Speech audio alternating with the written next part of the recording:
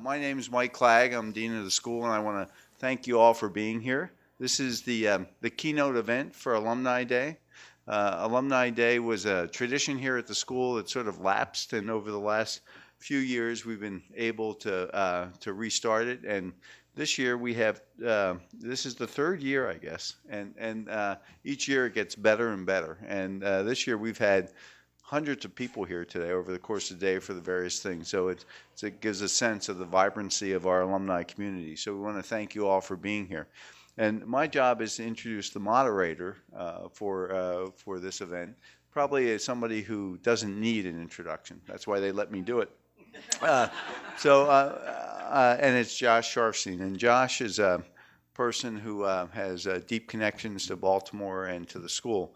So he is a physician, went to Harvard Medical School, trained in pediatrics in Boston, and had some international experience early in his career in medical school. Followed his wife to Guatemala and sort of gave him the public health bug. He went to work on the Hill for Henry Waxman for a number of years, and really gained incredible insights into policy and a variety of health and policy issues. He then, I met him some years before, but really got to know him when he was health commissioner here in Baltimore. He was very effective and was a great partner for our school. He left that job to go to the FDA as a deputy commissioner, which I'm sure he loved, working in DC and dealing with the incredibly thorny issues and multiple stakeholders that the FDA has. Very fortunately for us, he came back to Maryland as the health commissioner and has been the health commissioner now for what, probably 6 years? 4 years. 4 years. And has announced that he's stepping down from that role at the end of December and is joining us as the Associate Dean for Practice. So I give you Josh Sharfstein, the moderator of our event.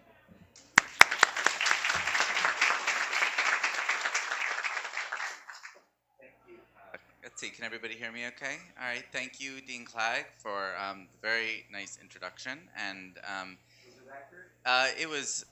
it was too accurate, it was too nice.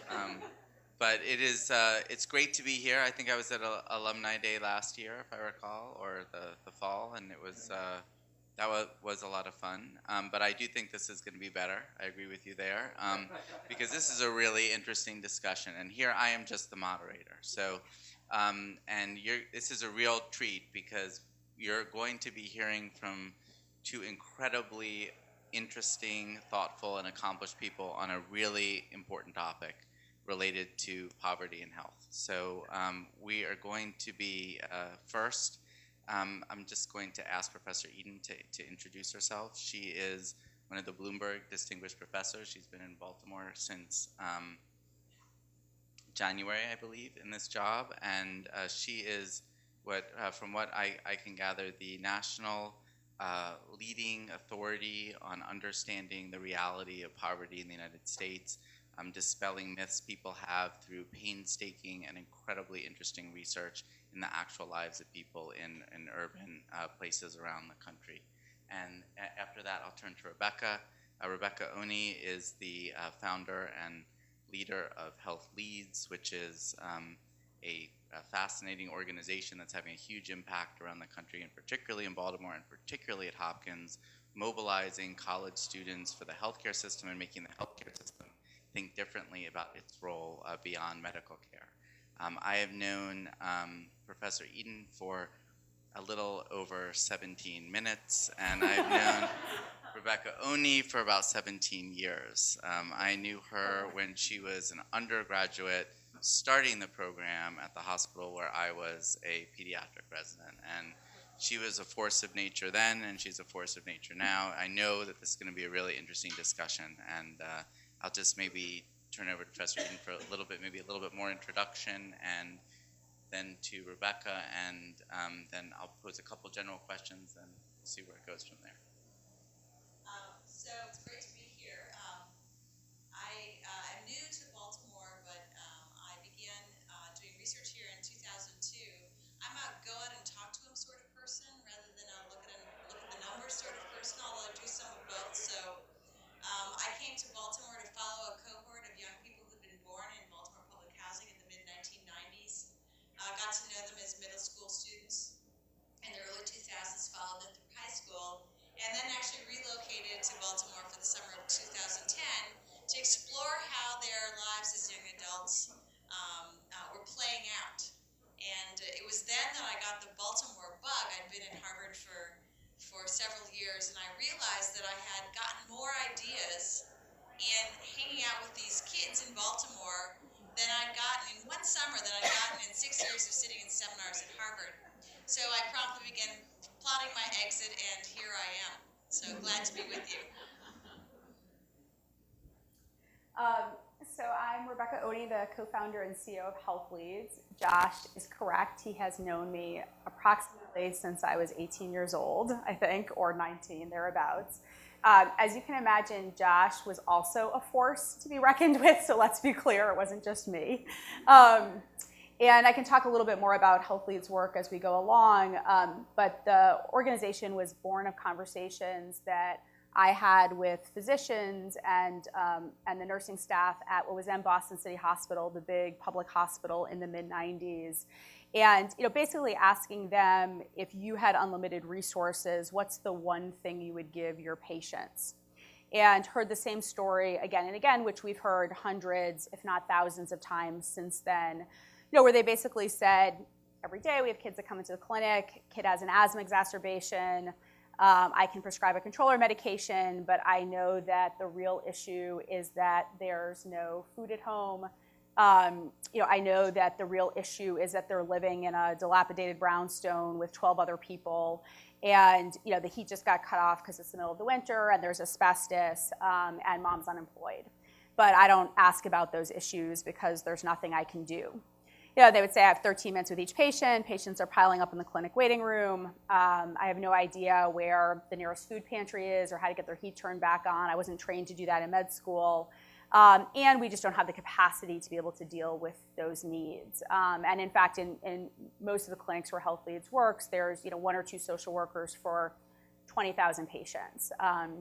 So Health Leads was really born of those conversations, and the model, to this day is quite a simple one. When patients come into the clinic and the physician or nurse or social worker identifies any unmet resource need that will have an impact on the health of the patient, the provider can actually prescribe those resources the same way she'd prescribe medication, and then the patient will take that prescription to Health Leads' desk in the clinic waiting room, where, as Josh mentioned, we have a core of about 1,000 college student advocates, including an extraordinary core of students here at Hopkins, who then work side by side with those patients to connect them out to the existing landscape of community resources and public benefits.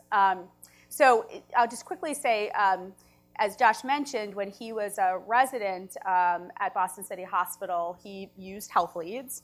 And we were joking before this session that that was in like 99, 2000, and I actually left and went to law school and was a civil rights lawyer briefly, and then came back to Health Leads in 2006. And moments after I returned to the organization, literally, I got this really annoyed call from Josh, who at that point had become Commissioner of Health here in Baltimore, like demanding to know why Health Leads was not here already.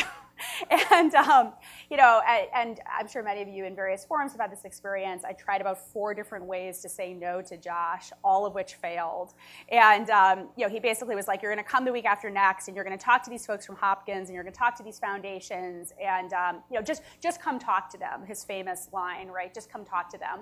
So, needless to say, 3 months later, we had a site in Baltimore, and have had a relationship with Hopkins ever since then. And a lot of Health Leads' real learning about what it means to address the realities of patients' lives and to use the clinic as a gateway to do that really was born of the work that we did here, first at the Harriet Lane Clinic with Dr. Solomon's leadership, and now in a number of clinical sites throughout the institution. So it's great to be here. Great.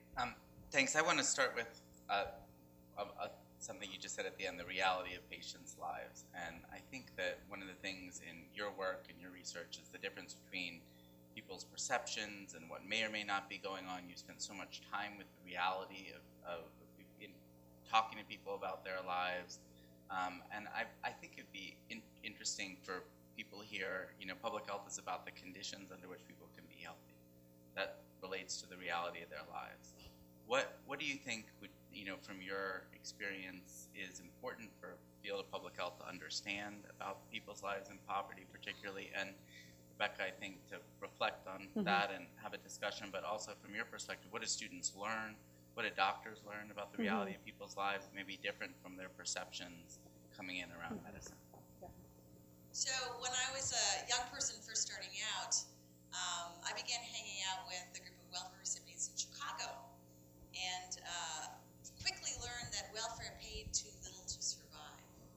And so I then somehow ended up spending 6 years traveling across the country, interviewing over 400 low-income single mothers, figuring out how they survived economically and the trade-offs that were involved. This was prior to welfare reform, and the story was quite grim. But since welfare reform, things have changed pretty dramatically, and I think that's really impacting what we know about the poor and what we ought to be thinking about the poor. So the Pew Research Group just released some public opinion data about how Americans think about poverty. 44% of Americans think that there's a lot of resources available to the poor, and the poor are on easy street. About 75% of conservatives believe this. Fewer Democrats. The more money you make as a Democrat, the least likely you are to believe that. But nonetheless, Americans have this strong view that we have a very well-articulated safety net. So my first book, Making Ends Meet, found that this wasn't so. But since then, we've killed welfare. There used to be about 4.7 adults on the rolls, 4.7 million. We're down now to just 1 million. That number didn't move during the recession. We've kind of taken the money that we used to give welfare recipients, the roughly $5,000 a year if you had no other income. It wasn't ever a very generous program, and we've given that money to low-wage workers. Now, this is a good thing, right? Because these programs are targeted, and if you're a policy wonk, you'll know I'm talking about tax credits, right? We give big tax credits to working poor families in kind of a Robin Hood system, so they can make ends meet and they can get out of poverty even though they have a low-wage job. So we now give the bulk of our aid, almost all of our cash welfare aid, to working folks who happen to have a job at the time, leaving folks who don't have a job behind. So when I was here in Baltimore in 2010 and really caught the Baltimore bug, I interviewed a young woman in the Latrobe Homes just over here who had come home from the hospital several weeks before, had a brand new baby, was in terrible shape. She wasn't really supporting the baby's head. There was no formula in the house. The baby had a diaper that had been, should have been changed hours ago. There was no furniture in the household save a table and a broken chair and a trash-picked couch. She was visibly depressed. And I thought to myself, why is it that she's not on welfare? And it turned out, of course, that this had not even occurred to her, and this is true of more and more Americans. So I and a research partner, Luke Schaefer, decided to use the best government data available to explore whether or not this group of people living on no cash, virtually no cash, had indeed grown since welfare reform. And indeed, we found that in the course of a year, 3.2 million children will live in a household for at least 3 months that has less than $2 per person per day in cash. So this is a long time. And we also learned that the growth in this population of folks with virtually no cash income was greatest among the chronically extreme poor, those who had kids and were experiencing at least 6 months with no cash resources. So the way the story's played out since welfare reform is really about the working poor getting better off, right? But more single mothers sort of entering into the labor market and getting these tax credits. But another group of extremely vulnerable individuals who have virtually no cash resources. And it's very challenging, I think, for all of us. First of all, we didn't know they were out there until we began doing this research. But then what do you really do to help somebody who really has literally next to nothing in terms of cash resources? So I think that's some of what my fine students who volunteer with health leads are really drawn to when they volunteer. They see some of these situations and they're life-changing. Yeah, so I think the challenge that Health Leads tries to grapple with is what happens when that reality meets clinical care. And when you think about that context, what does it then mean for a patient to be healthy? And what's the role, and this is I think the piece that Health Leads is really focused on, what is the role of the healthcare system with respect to that reality? So, I think just a useful kind of example on this is Health Leads launched about a year ago in a adult internal medicine clinic, actually in one of the other cities where we work. And this was a clinic that served about 20% of the patient population was on Medicaid. And really, frankly, just like so many other clinics, really had essentially adopted this kind of don't ask, don't tell policy around patient social needs. And there was no social worker for the clinic. There was one sort of on call, but it was just honestly a little bit of like, let's just pretend this isn't happening. And in fact, when we did a baseline survey of the residents who were training the clinic, about 92% of them said that they didn't feel comfortable talking to patients about these issues. And I guess this is what we see again and again, to your question, Josh, of like, what's the impact of this both on Health Leads advocates, but also physicians, but also patients, is this kind of silence, right? So nobody can really talk about the fact that, of course, a patient can't be medication compliant if she hasn't had electricity home for 6 weeks and can't refrigerate her meds. But this is kind of, what we find is that there's this bifurcated approach where there's either this don't ask, don't tell kind of Pandora's box, I can't go there because it's gonna totally capsize my clinic, or the physicians and nursing staff do go there, and in fact, it does kind of capsize the clinic. So we did a survey of docs at Bellevue Hospital in New York, where they were reporting that they spent about 9.2 minutes of every 15-minute doctor's visit on patient social needs. Just like, it's a lot of time. And so the notion in the clinic where we launched was to say, okay, how do we migrate a clinic from this don't ask, don't tell to one in which this is actually kind of a standard part of patient care, where this is really an integral part. And I think to your point, Josh, around what's the role of Health Leads advocates, and then of course when our students graduate, the leadership they go on to provide, the clinic was initially pretty resistant to screening patients for these needs, because it was a little bit of like, yikes, like what are we gonna find? And in fact, the way we were actually able to overcome that in part was because one of our former Health Leads advocates, who is an alum, had become the associate residency program director there and said, no, like I did this when I was in college and we can do this now. And that's, I think, a kind of leadership that's really essential. And I'll just say one final piece, because I think it ties to what you were saying. Even though 20% of the patients in the clinic receive care through Medicaid, when we started screening them for unmet resource needs, food, housing, utilities assistance, really basic essentials, the first set of data showed that about 54% of the patients had one significant unmet resource need.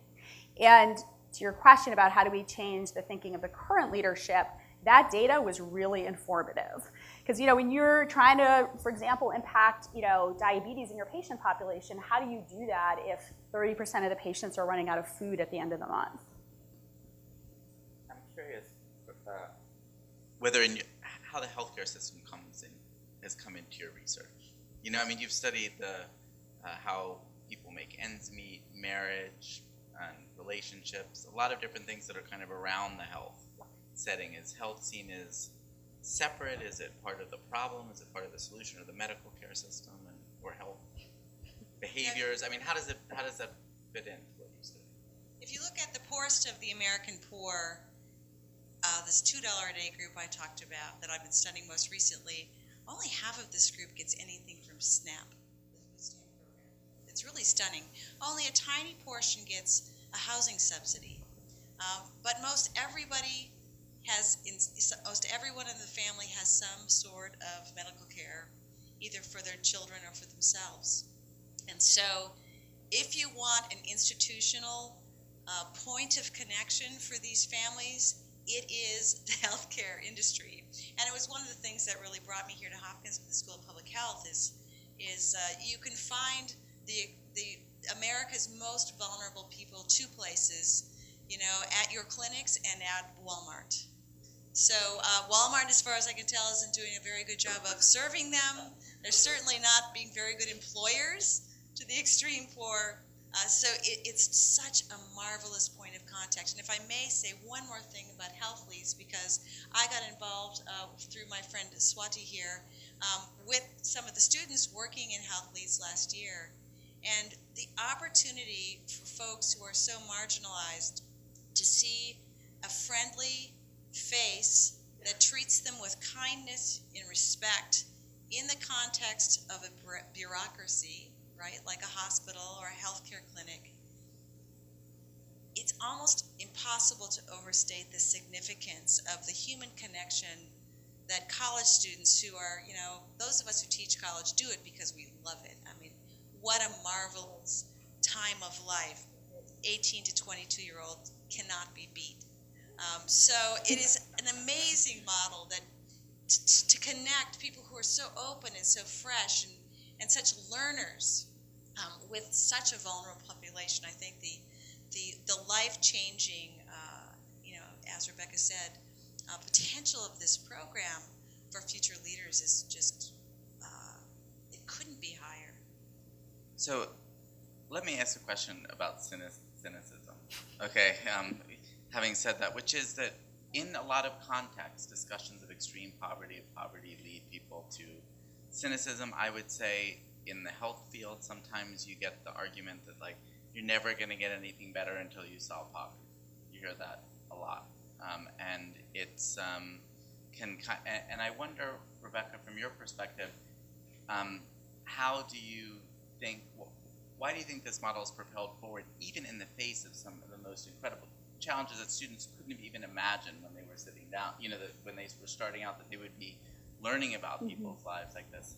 Yet the program doesn't fall prey to that. Kids don't drop out and say, well, I'm not going to be able to solve every problem, but yet I can, how has the program dealt with it? How is the program structured through its various sessions and teaching to avoid that? And I'm also, curious how you see the issue of being able to look at the facts of poverty in the face and not be so disheartened, and and that you can't do anything.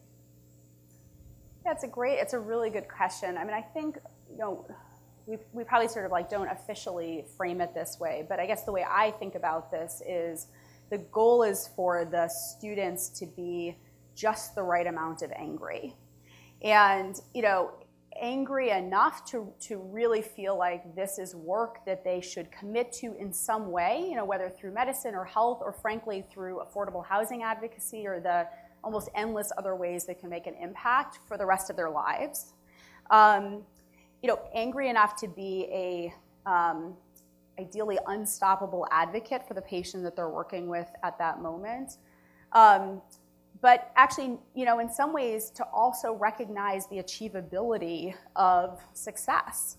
And so, part of the reason why it's so essential and why Health Leads has invested so much in really ensuring that our advocates have the tools they need to be effective in connecting patients to resources is that, I think frankly, if our advocates, sort of sat there with the patients and failed only again and again and again, that probably would create cynicism. And so our motivation to be successful in connecting patients to what they need isn't just because that's what it means to do right by the patients, but also because I think what we want the students to have to grapple with is the tension between, barriers that seem insurmountable and at the same time a real understanding of how success is possible.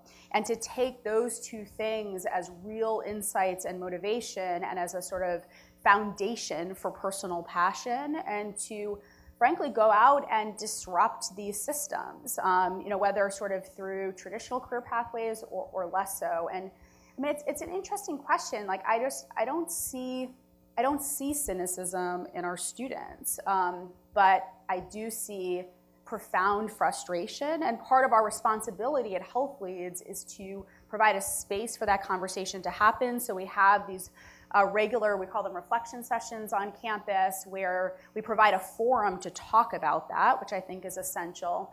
and also, really ensure that the advocates we have a pretty extraordinary group of staff, our program managers, who themselves have significant case management experience, or social workers who really can model for the advocates, what it means to engage deeply in the lives of your patients and seriously, and at the same time really be able to pull up and see some of the patterns and engage in the conversation around what has to change structurally so that this isn't work we have to do infinitely. So one of the most amazing facts of American life, right, is how we're growing further and further apart from one another. Rich people marry rich people marry poor people. We lived in different neighborhoods. Our experiences are being pulled apart in ways that almost make us foreigners to one another. And what's amazing about working with the poor, whether through health leads or in my case, going out and hanging out in people's living rooms 24/7, it's a great deal. It's a great gig. Is how much like us poor people really are, and you can see so much beauty and so much humanity in people. I think it's a tremendously hopeful occupation. And it's also humbling. There is a sense in which your job isn't done until you can truly say, there but for the grace of God go I, until you can understand the structural constraints to the extent where you can really actually understand at a visceral level why someone makes a decision that you initially thought was inexplicable. And what I've seen with my students who go out and sort of meet the poor and especially serve the poor, turning around that power dynamic, right, is just a very powerful realization of the humanity and really brotherhood and sisterhood that we all share. So that's becoming rarer and rarer in American society, and I think this is a cynicism reducing exercise rather than a cynicism building exercise. The closer you get, the less cynical. I think so. Maybe I'm unusual. Given this conversation, I want to also make sure that you should feel free to ask questions of each other, and then in a minute I will be turning to see whether people here have questions. You can start to think about them. I have one last question that I have. It also follows up on some of the earlier discussion. The use of the healthcare system as a lever for getting into understand people more and to help them. I don't think that's something that is starting to happen more in the healthcare system as payment changes, as people understand things differently. But a lot of people in the medical profession, that doesn't come naturally. It's not a natural part of medical training. And I'll say in public health, I would say there's some people who feel like there's been too much emphasis, and there's a lot of justification for that on medical care as a solution to health issues, and we should be looking outside the medical system. But I'm interested in your reflections on, why focus on the medical system, how you think the medical system can maybe take your previous thoughts a little bit further. If people go to the doctor, they're there. What are the opportunities that are there, both around health leads, but even more generally that you see? So, I think the notion is, how do we make the healthcare system and its, mind-boggling financial and human resources an essential constituency for issues of poverty? And, how do we, I think part of Health Lead's work is really, for example, in the clinic that I was talking about, being able to share data back with the leadership of that institution and say, here's just the facts, right? Here's the prevalence of unmet resource needs in your patient population. Here's the types of unmet resource needs. Here's where we were successful in addressing those needs because we could connect patients to resources in the community. Here's the zip codes or the types of resources we were unable to do that. And especially in the context of changing payment models in healthcare, you have a real stake in the game all of a sudden around, frankly, how good the resource landscape is in the community where you operate. And I would I would pick, if I had to pick who was going to be a compelling advocate, for example, around the creation of affordable housing, I would put my money on Hopkins and the medical system here over any affordable housing organization any day. I mean, it's just when you think about the power of those voices, the credibility, the financial resources at the disposal, I mean, it's just like you can't beat it. And so, you know, again, I think part of the reason why, as you were saying, HealthLeads has chosen to use the healthcare system as a gateway to connect patients to resources is both because it's an incredibly effective, like literal physical place where people come from all backgrounds at all moments in their lives, but also because if those institutions and the 19% of GDP that they represent could be turned with, you know, real outrage and efficacy against poverty, I'm pretty confident we would make a lot more traction than we are currently. So my former colleague at Harvard and good friend Robert Putnam wrote a famous book called Bowling Alone. And it's really about sort of the decline of civic life in America. You used to bowl in a league, now you bowl alone. And if you look on the community level, there used to be all kinds of ways people could connect to resources. There would be all kinds of places where information could flow. A lot of these institutions on the community level have atrophied. We've seen a large decline in these sort of third places where people can go get information, get social support. In some ways, our health clinics, our public libraries, are some of the only games in town in many communities. So it's not just that it's a good lever, it may be the only lever. I also want to say a word about information. One of the things that behavioral economics and psychology have shown us recently is how taxing living under the condition of scarcity is. It's like you have a finite amount of bandwidth, and here I'm talking about the book Scarcity, if any of you have read it. And being poor taxes your bandwidth so that your decision making in other domains of life is often suboptimal. What HealthLeads does is it takes the pressure, the burden of information gathering off of a poor family. So not only are you giving people access to a resource, you're doing the research, you're finding out where the food pantry is, you're helping the family make sure they get there, you're dealing with the transportation needs. It's often so taxing just to be poor, and especially if you're extreme poor, you simply do not have the bandwidth to do this on your own. So it is a lever for a disadvantaged person of just the right kind. And you know, we can do a lot to help. We can do a lot to help, and our nonprofit and government sector are there, but the resources are scattered and they're often patchwork. And helping families navigate that patchwork is critical and vital. And you know, it's all to the good when treating patients. Great. Now's the chance, if you want, to ask each other questions before we go out there. So I have a question for you. Lest you think you get to be moderator. So, you know, one of the things, Josh, that you've worked so hard on here is around new payment models. And, you know, I think for a lot of us, our belief is that in the absence of new payment models, almost any kind of transformation in healthcare is unachievable.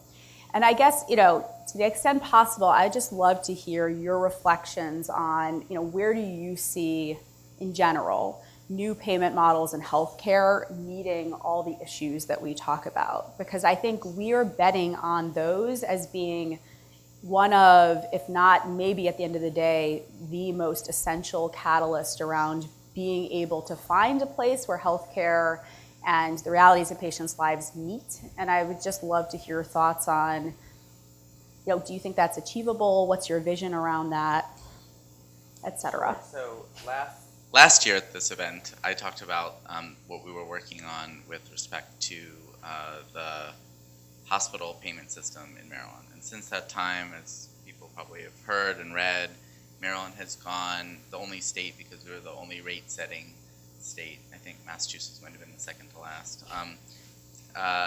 we're the only state that sets rates for hospitals, and we were using that in a special arrangement with the federal government to leave fee-for-service payment behind across all payers, public and private. And our goal over 5 years was to move 80% of the revenue for patients in Maryland out of fee-for-service payment. And we're apparently at 95% by the 1st July. Because when given the opportunity, the hospitals in Maryland jumped right off of fee-for-service. It's basically a kind of rat on a treadmill in a race that they could never win, and they now have the opportunity to have a much more stable financial picture, but it orients their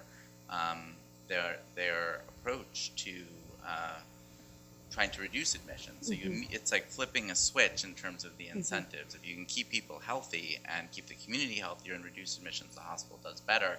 Under previous models, the more strokes, the more heart attacks, keep the beds filled. The Governor O'Malley tends to say, why do we pay hospitals like hotels?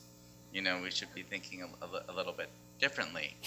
And we are at that place in Maryland, and it's very interesting. Not a day doesn't go by that I don't get some breath of hope because of that. I'll tell you, today I was at a meeting and a doctor piped up. One person said, problem in our county is that it's very hard for the hospitals to get follow-up appointments for patients right after they leave the hospital. Another guy said, oh, you know, in our county, the hospital convened all the primary care doctors and asked us to change our scheduling systems and offered us support to do that so that all the patients could get appointments right after they leave the hospital, which would seem like an obvious thing, but it's actually happening. So we have things like hospital taking over the school health program to reduce the number of kids who are coming in with asthma, because now that saves them money. We have hospitals that, and I guess from my perspective, and I say this a lot, and I think this crowd will understand, in the medical crowd, I think not necessarily, but what I say is that changing payment incentives are necessary but not sufficient for really fundamental step forward. It's necessary because it's very hard to get any institution to do something that is really averse to its financial bottom line. And unfortunately, we're trapped in a system of healthcare finance that put people in that perspective.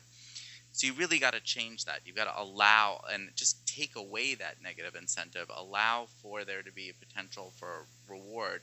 But I don't think that just changing that alone is going to be successful. It's necessary but not sufficient. And the sufficient part is figuring out, both through the leadership that you can get in healthcare institutions, the resources that are made available, the kinds of programming that can be brought, the partnership with government, all those different things to actually, you know, keep people healthy through all the different aspects and leverage the medical. And I'll tell you, the first thing to say is, and then I'm really not going to talk too much, is there's a huge way to go just in medical services and reorganization. You know, just making sure people have access to primary care and other things, that's just a huge thing. The social part and poverty does not come naturally, but it is an incredibly important part. And I think the challenge is to teach people. I think your point about data is very important, and there are obviously incredible opportunities in Maryland and increasingly around the country as the incentives change for that discussion to be different. And, you know, I was at a school health meeting, and I said, you're going to start hearing from hospital CEOs because the incentives are different, and they're going to want you to keep the kids healthier. And one woman raised her hand and said, is that why the hospital CEO keeps calling me?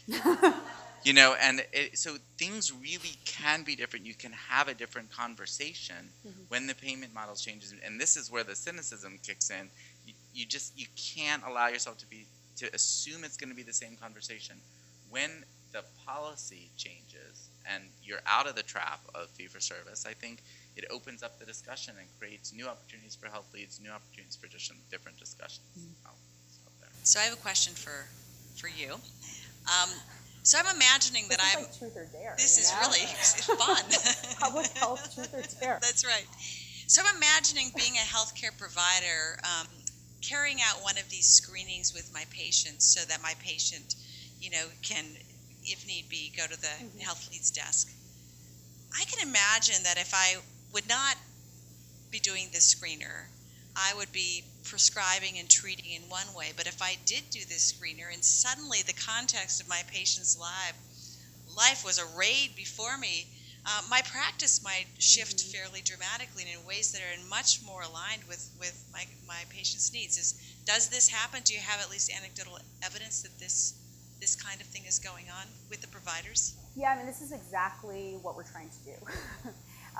Is to say, okay, so when the provider begins the visit, she should know blood pressure, height and weight, is there enough food at home, does the family have safe housing, and, not just because that is profoundly relevant to the patient, but because that context can also yield a different set of clinical decisions potentially, right? So, maybe you do the 7-day course of antibiotics instead of the 14-day course of antibiotics if the family is living in a shelter and it's going to be really hard to do anything consistently for 14 days.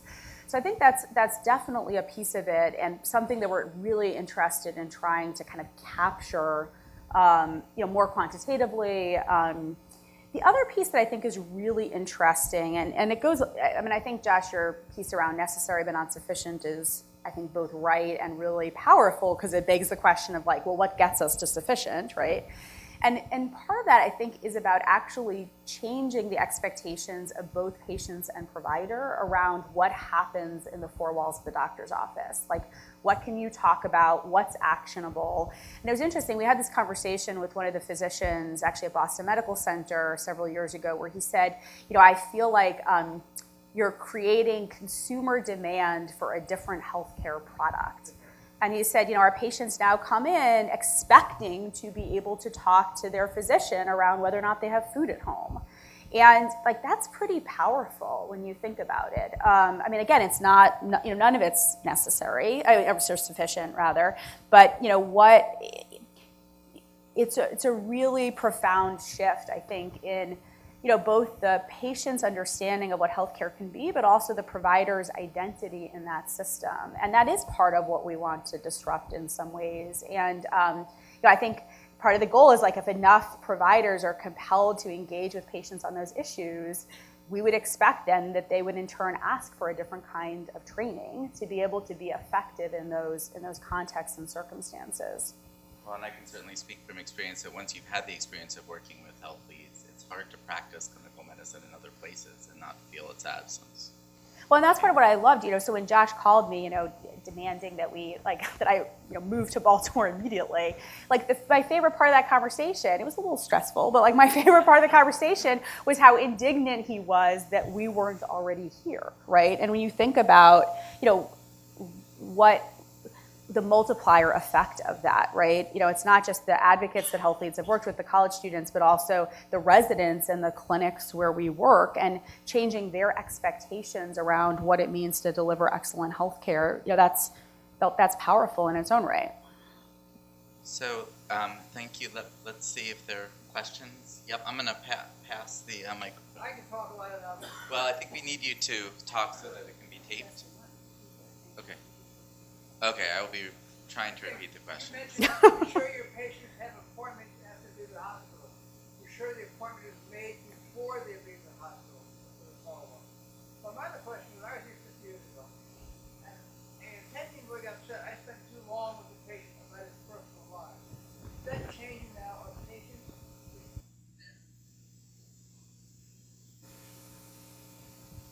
here at hospital?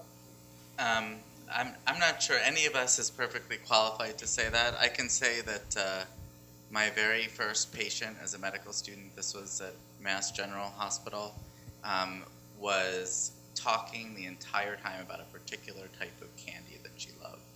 And if only she could get that candy, she would feel better. She'd lived by herself for 40 years and had a pathological fracture from a tumor and was lying there, and if only she could get Werther's candies. And I went to the store. She was about 90 years old, and I got her a pack of Werther's candies, for which I was mercilessly ridiculed by the senior residents. Might have helped me go into pediatrics, but it was. But I certainly hope that the point of your question is true, that medical education is to evolve. And there are medical students in all the clinics that Health Leads works in. I don't know if you want to comment or. Well, so I'd love to give this to Dr. Solomon, who's sitting right there, because Health Leads is in the Harriet Lane Clinic, and we've been really lucky to work with Dr. Solomon. And I think I just love for you to speak to kind of from your vantage point, what's been the impact, for example, of having Health Leads in the clinic when you think about resident and medical education? Not to put you on the spot or anything. I'm going to make sure you get this here. Not to get all Socratic on you or anything, but. Thanks, Rebecca. No, I think to answer your question, I'm involved with some of the medical students who are in this room. And I think we are teaching them to ask those personal questions that we know relate directly to how they can take care of themselves or their family members. So we are doing that here at Hopkins, and I'm really proud of that. As far as the impact that it's had on our residents and providers in our clinic, so Harriet Lane was the clinic that Josh demanded we start in. And we're incredibly grateful for that, and we still have a very thriving Health Leads desk with an amazing program manager and amazing students. And it has changed the dynamic that goes on in the exam room. It's also changed the dynamic with our staff, with all of the staff in the clinic. So when patients and families check in, they may have resource needs that the front desk staff can immediately see. It may be insurance for the parent.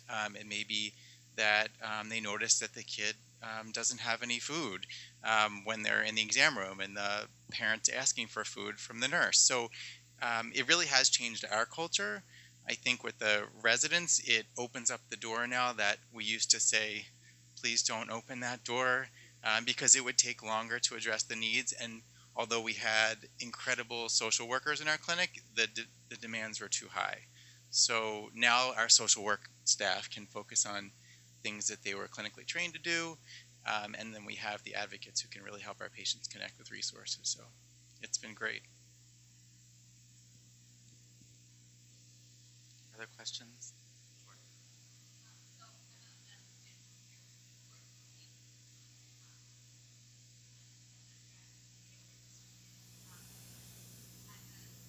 Pediatrician, I want to be able to address all these things in my clinic when they, I'm also very confident that unless there's sort of radical change that it will be very hard to squeeze a whole lot more into a 15-minute visit. And I certainly understand the huge benefits of having college students connect and sort of fill the gap.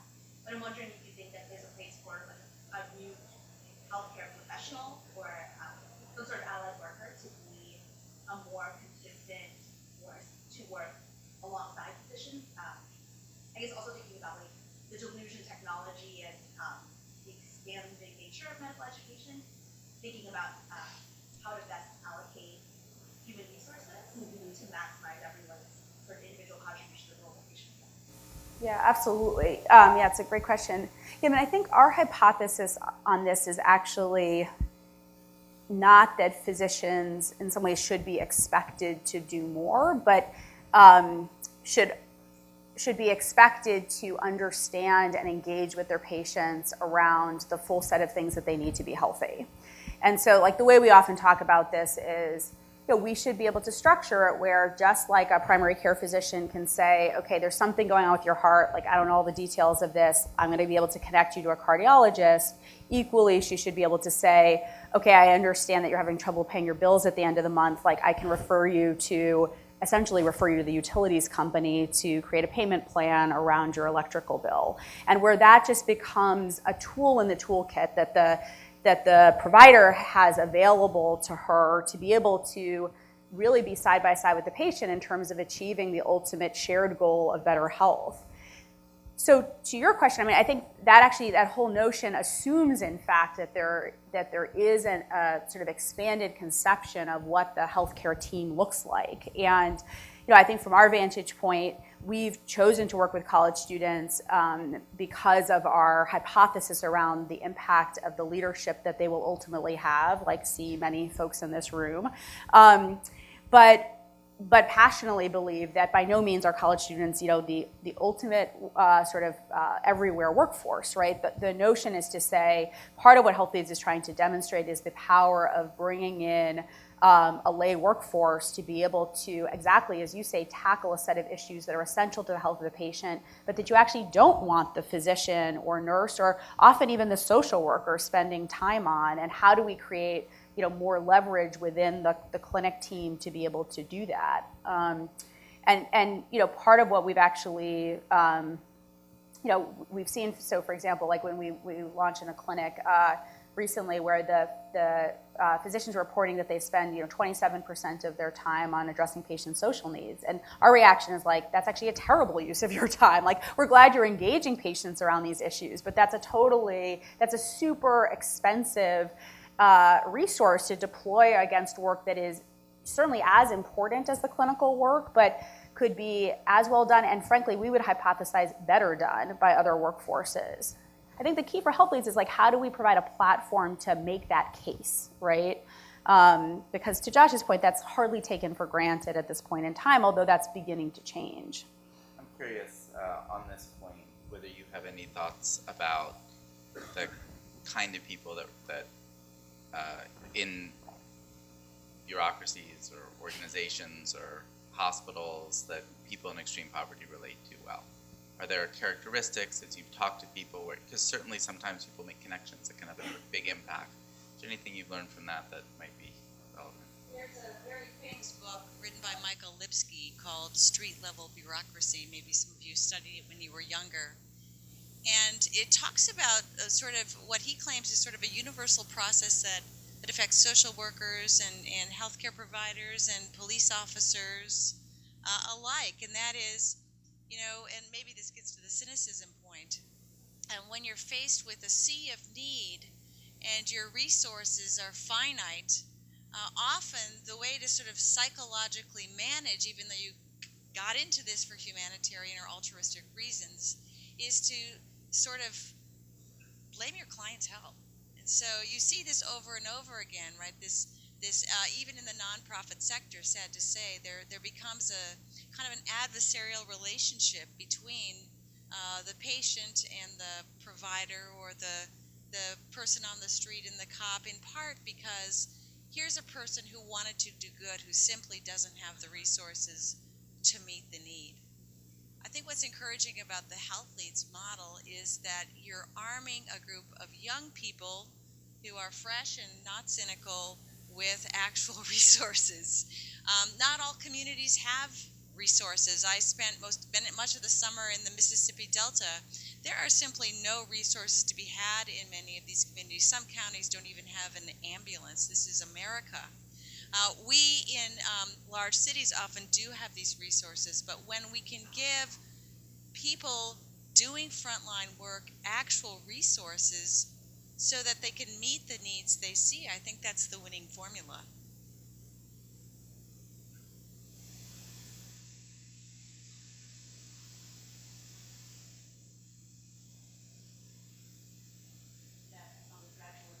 Lived it. So as future leaders, they know that and they take it with them, which is a very special gift, I think. And I say that selfishly because I have an undergraduate daughter and I know how they operate and how they think.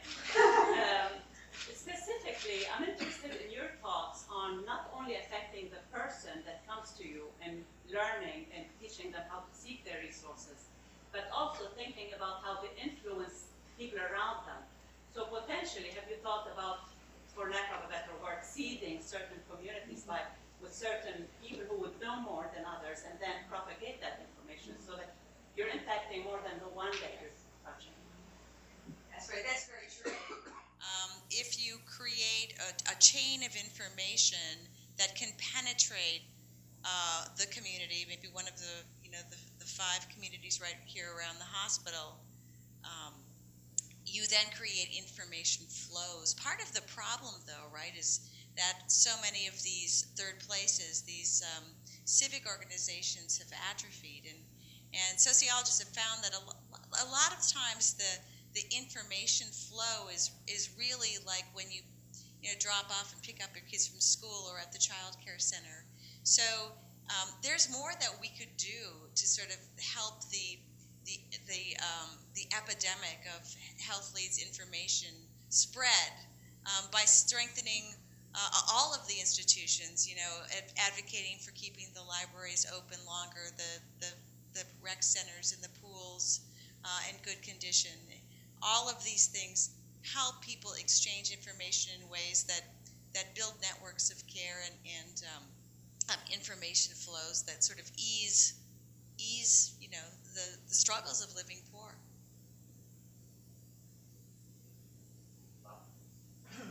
Thank you. Oh, this is terrific. We're in a school of public health. We're always thinking, pushing things upstream. This is a very clinical model. You've got poor people with multiple problems, and you have a creative way of fixing it. In the last 20 years, we've had tremendous information from people like Michael Marmot and Nancy Adler and Wilkinson and Pickett and so forth. Why isn't a book like The Spirit Level turning policymakers on their head and saying, we got to do something about these tremendous inequalities. And if we don't do something about that, we're going to continue having to put these fixes on the broken hard drive. I'll let you answer. Well, the misinformation of the American public is absolutely astonishing. I go around and tell people that the welfare system is dead. I get letters from people around the country that say, Professor Edin, you're wrong. Sometimes I have my whole class involved in email exchanges with these individuals, trying to convince them that the programs they're talking about don't actually exist. So the information problem and the sort of the willingness to disbelieve is just tremendous. In some ways, I think what health leads can teach, and what we here at the School of Public Health can teach, is just better information. We can create an army of excellently trained and informed students to go out and sort of tell the truth. But it's a really difficult problem. So one of the reasons this place exists is to do the kind of excellent resource to let that information bubble up and shine a bright light on it. And we need to do that better than we do.